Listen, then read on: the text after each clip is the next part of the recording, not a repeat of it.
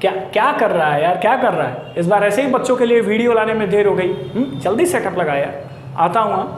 तो नमस्कार कॉमर्स वालों, जैसा कि आप मेरे चैनल पे नेशनल इनकम के थियरीज के हर एक वीडियोस देख सकते हैं और साथ साथ में ही मैंने कुछ प्रैक्टिकल क्वेश्चंस एग्रीगेट्स के भी आपको सॉल्व कराए हैं। लेकिन अब वो समय आ गया है कि जब आप ड्राइविंग सीट पे हैं जी, कहने का मतलब है कि अब वो रियल नेशनल इनकम की परीक्षा आपकी है, जहां से आप 3 मेथड्स को क्लियर करेंगे।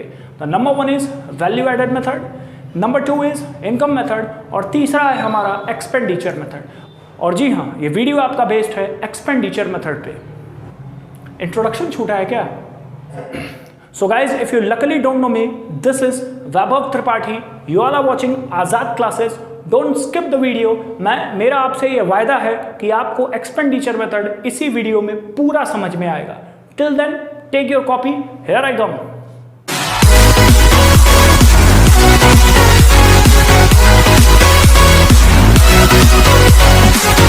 तो चलो भाई लोग, समझना चालू करते हैं। एक्सपेंडिचर को एक वर्ड से और यहां जाना जाएगा, disposition.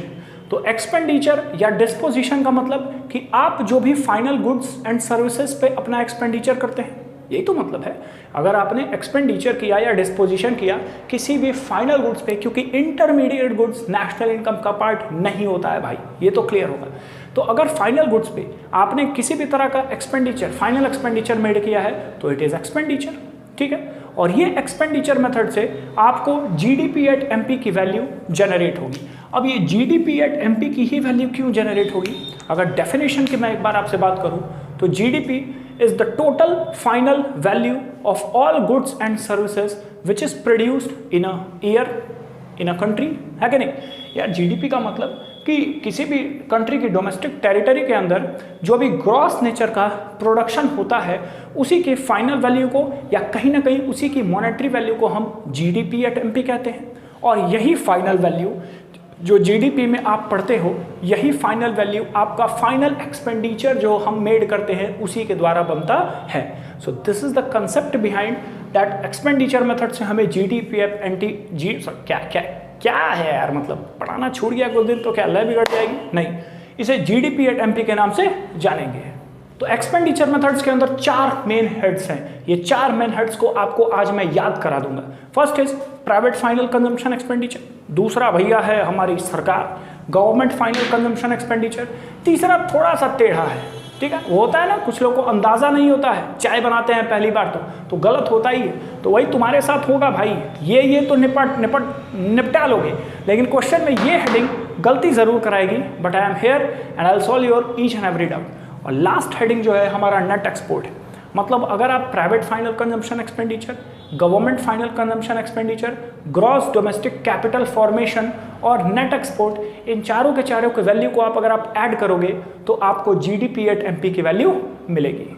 If we talk about private final consumption expenditure, तो ये प्राइवेटली जितने भी एक्सपेंडिचर किसी भी कंट्री में किए जाते हैं, ये उसी की फाइनल वैल्यू है। जैसे मेरा, तुम्हारा, हमारा, ठीक है, हमारे जैसे गरीब लोग जो भी एक्सपेंडिचर डेली बेसिस पे करते हैं उसी को प्राइवेट फाइनल कंजम्पशन एक्सपेंडिचर कहते हैं।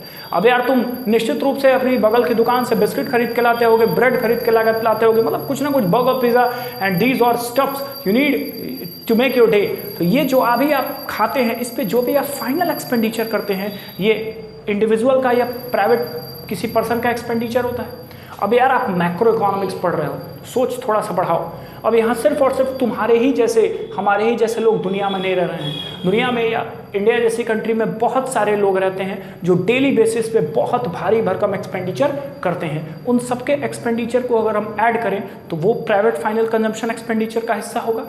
द नेक्स्ट इज कि जितने भी फर्म्स ऑपरेट करती हैं, तो जो भी प्राइवेट फर्म ऑपरेट करती है या ऑर्गेनाइजेशन ऑपरेट करती है, इनके जितने भी एक्सपेंडिचर होते हैं, ये एक्सपेंडिचर भी प्राइवेट फाइनल कंजम्पशन एक्सपेंडिचर का हिस्सा होता है।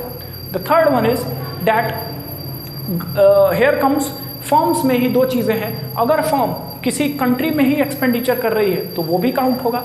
अगर फर्म किसी सामान को विदेश से इंपोर्ट करती है तो वो एक्सपेंडिचर भी यहाँ ऐड होगा। The third one is expenditure of non governmental organisation.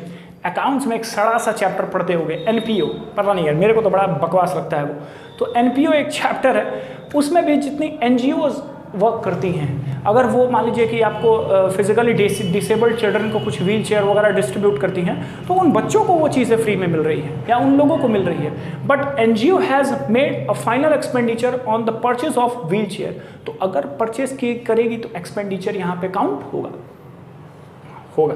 तो कहने का तात्पर्य आपसे ये था मेरा कि जितने भी हमारे आपके जैसे मासूम लोगों का डेली फाइनल एक्सपेंडिचर खर्चा हो जाता है, प्लस जितने भी फॉर्म्स हैं उनका जितना भी एक्सपेंडिचर जो है कि हो जाता है मेंटेनेंस में खर्चा, और साथ साथ में एनजीओ या ऐसे भी कोई नॉन गवर्नमेंटल ऑर्गेनाइजेशंस का भी अगर खर्चा होता है, चाहे वो डोमेस्टिकली करें चाहे वो चीज़ों को इंपोर्ट करें, वो सारे के सारे अगर कंसेप्ट्स को हम जोड़ेंगे तो ये हमें प्राइवेट फाइनल कंजम्पशन एक्सपेंडिचर की वैल्यू देगा। बात कर लेते हैं सरकार पे, गवर्नमेंट फाइनल कंजम्पशन एक्सपेंडिचर। यार सरकार के भी तो खर्चे होते हैं, एंड बिलीव मी सरकार के खर्चे हमारे आपके ब्रेड बिस्किट से कहीं ज़्यादा होते हैं। मतलब रेलवे में काम की सरकार 2700 करोड़ का बजट, एजुकेशन में तो कम ही काम करते हैं कोई भी सरकार हो, लेकिन अगर एजुकेशन में काम कर दिया 5000 करोड़ रुपए का बजट, तो ये इतना ज़्यादा जो बजट निकाल रहे हैं, it will be an expenditure for future, and in economics this type of expenditure is called plan expenditure. खैर वो आगे का कंसेप्ट है। तो गवर्नमेंट के भी बालक बहुत सारे एक्सपेंडिचर होते हैं, मेंटेनेंस के खर्चे, रेलवे को मेंटेन करना, डिफेंस को मेंटेन करना, सुलभ शौचालय बनवाना, एटीएम बनवाना, रोड बनवाना, ब्रिज बनवाना, दुनिया भर के एक्सपेंडिचर गवर्नमेंट की होती है, और गवर्नमेंट की एक्सपेंडिचर बहुत ज़्यादा होती है, और समय समय पे गवर्नमेंट एक्सपेंडिचर करके कंट्री में डिमांड ऊपर लाती है। तो यहाँ पे गवर्नमेंट फाइनल एक्सपेंडिचर को भी ऐड करेंगे। The third one is gross domestic capital formation. देखो भैया इससे डरना क्यों है, देखते हैं। Gross domestic capital formation, domestic capital formation. Domestic का मतलब कि किसी भी कंट्री की डोमेस्टिक टेरिटरी के अंदर जो भी कैपिटल फॉर्मेशन हो, कैपिटल फॉर्मेशन को एक और नाम से जानते हैं, दैट इज इन्वेस्टमेंट। हाँ भैया किन्हीं लोगों को तो अभी अभी पता चला होगा कि सर ये भी है क्या, हाँ यार होता है, इन्वेस्टमेंट को ही कैपिटल फॉर्मेशन कहते हैं। और ग्रॉस तो कहने का मतलब कि किसी भी कंट्री में एक साल के अंदर जो भी ग्रॉस नेचर का इन्वेस्टमेंट होगा उसी को कहते हैं ग्रॉस डोमेस्टिक कैपिटल फॉर्मेशन। और इसमें अगर आप नेट एक्सपोर्ट की वैल्यू ऐड करेंगे, नेट एक्सपोर्ट क्यों ऐड होता है बताते हैं सर, क्योंकि आपने चीज़ों को प्रोड्यूस किया है और प्रोड्यूस करने के बाद आपने अब्रॉड सेल कर दिया है, तो आपने सेल जरूर अब्रॉड में किया है, but the value has been added in your country, the final expenditure has been made in India, तो वो वैल्यू ऐड होगी। तो इसके बाद आपको जीडीपी एमपी मिल जाएगा। लेकिन ग्रॉस डोमेस्टिक कैपिटल फॉर्मेशन को जरा सा फर्दर क्लासिफाई किया है, पढ़ के जाओ मेरे भाई।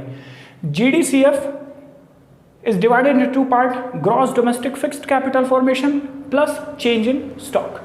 अगर आपको क्वेश्चन में gross domestic fixed capital formation की वैल्यू दे देगा, ये फिक्स्ड की वैल्यू दे देगा, अगर आप इसमें चेंज इन स्टॉक की वैल्यू जोड़ेंगे, we all know the formula, closing stock minus opening stock will be the formula of change in stock.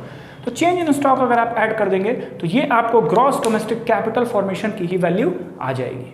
Now again gross domestic fixed capital formation को फिर से भैया तीन भागों में डिस्ट्रीब्यूट किया है। One is gross residential construction investment, second is gross business investment, and third is gross public investment. Residential construction investment का मतलब होता है जो भी आपके फादर मेहनत करके घर बनवाए होंगे, या आप अगर फ्यूचर में कोई बिल्डिंग बनवाओगे, कोई घर बनवाओगे, तो उस पर जो खर्चा होता है उसी को हम कहते हैं रेसिडेंशियल कंस्ट्रक्शन इन्वेस्टमेंट, क्योंकि रेसिडेंशियल मतलब जहां आप रहते हो, ठीक है। और ग्रॉस बिजनेस इन्वेस्टमेंट की अगर मैं बात करूं तो वो है ना, शहर में आपको बड़ी बड़ी बिल्डिंग्स दिखती हैं, पता नहीं कितने जो है कि इमारत की होती हैं, तो वो जो बिल्डिंग्स हैं जहां पे इतनी बड़ी बड़ी कंपनीज सेटअप की जा रही हैं, those investment is called gross business investment. And third is gross public investment, वही जो सरकार रोड वगैरह पे एक्सपेंडिचर करती है, सोशल सर्विस पे एक्सपेंडिचर करती है, that is called gross public investment.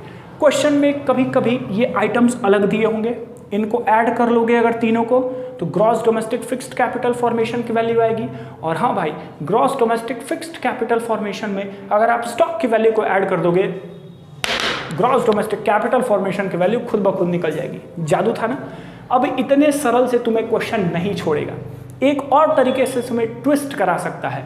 आइए भैया, ये ट्विस्ट आपको कराएगा नेट के फॉर्म में। सपोज करो कि तुम्हें क्वेश्चन में दिया है net domestic capital formation, value कितनी है 20,000।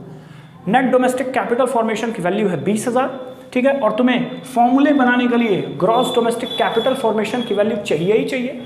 क्वेश्चन में अगर डेप्रिसिएशन दिया है, उठाओ चिपकाओ, यहाँ डेप्रिसिएशन की वैल्यू को ऐड कर दीजिएगा। डेप्रिसिएशन की वैल्यू अगर है 2000 रुपये, तो ये 22,000 रुपये जो अमाउंट बनेगा, this will be net will be change into gross domestic capital formation की वैल्यू बन गई। एक और ट्विस्ट क्या करेगा, कभी कभी नेट डोमेस्टिक कैपिटल फॉर्मेशन नहीं देके net domestic fixed capital formation देता है। उस समय आप net domestic fixed capital formation में स्टॉक की वैल्यू ऐड करोगे, you will get net domestic capital formation, और नेट डोमेस्टिक कैपिटल फॉर्मेशन में आप डेप्रिसिएशन की वैल्यू ऐड करके ग्रॉस डोमेस्टिक कैपिटल फॉर्मेशन निकाल सकते हो। तो खेल अभी तक ये हुआ कि एक्सपेंडिचर मेथड में प्राइवेट फाइनल कंजम्पशन एक्सपेंडिचर में गवर्नमेंट फाइनल कंजम्पशन एक्सपेंडिचर, जितना प्राइवेटली देश में खर्चा हुआ है एक साल में, कितना सरकार ने खर्चा किया, कितना ग्रॉस नेचर का इन्वेस्टमेंट है, बिजनेस पे, रेसिडेंशियल पे, पब्लिक पे, स्टॉक की वैल्यू कितनी है, ये सब कुछ ऐड करके हम ग्रॉस नेचर का किसी कंट्री में भी इन्वेस्टमेंट निकालते हैं, क्योंकि इन्वेस्टमेंट भी एक तरह का एक्सपेंडिचर है जो किया जा रहा है करंट ईयर में भाई। और लास्ट में एक्सपोर्ट की वैल्यू ऐड करके we will find GDP at MP.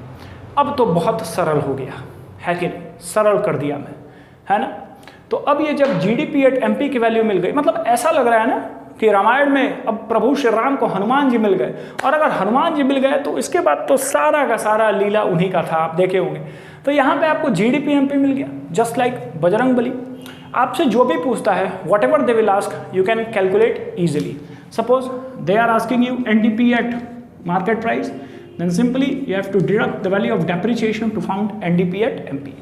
NDPFC अगर दे दिया, NDPFC के लिए आप फिर से एक वैल्यू घटाएंगे NIT and you will get NDP at FC।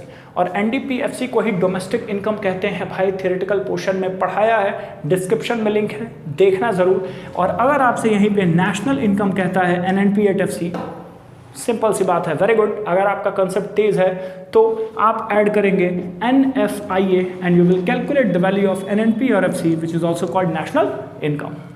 भाई वीडियो देखने से लेकिन तुम लोग का काम चलने वाला नहीं है। यहाँ बैठ तो गए हो तुम लोग, तुम ही से बात कर रहा हो यार, बैठ तो गए हो, तुमने मेरी थियोरेटिकल पोर्शन भी पढ़ ली है, लेकिन जब तक क्वेश्चंस नहीं लगाओगे तब तक उसका यूज़ नहीं है। तो आप क्वेश्चन लगाइए, मैं जल्दी आऊँगा कुछ प्रैक्टिकल क्वेश्चन और नेक्स्ट मेथड के साथ। Till then, if you like my video, please do share, like, comment और सब्सक्राइब भी करके जाना। तब तक के लिए धन्यवाद।